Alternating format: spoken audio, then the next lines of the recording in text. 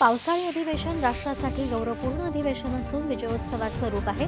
संसदेच्या अधिवेशनाला प्रारंभ होण्यापूर्वी पंतप्रधानांनी वार्ताहरांशी साधला संवाद.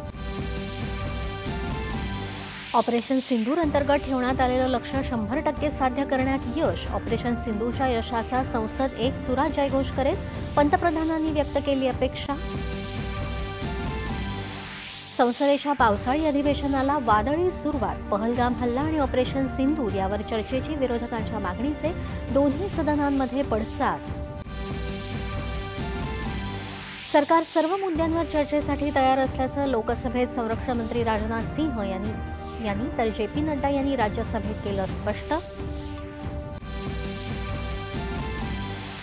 मुंबई 2006 मध्ये झालेल्या साखळी बॉम्बस्फोट प्रकरणातल्या सर्व आरोपींची आज मुंबई उच्च न्यायालयानं केली निर्दोष मुक्तता.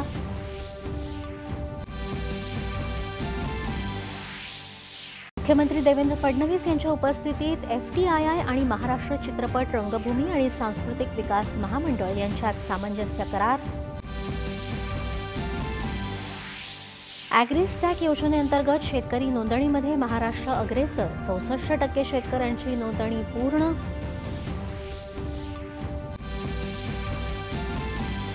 आणि फिडे महिला बुद्धिबळ विश्वचषक स्पर्धेत भारताची ग्रँडमास्टर कोनेरू हम्पी उपांत्य फेरीत दाखल. नमस्कार. एकच्या बातमीपत्रात मी भक्ती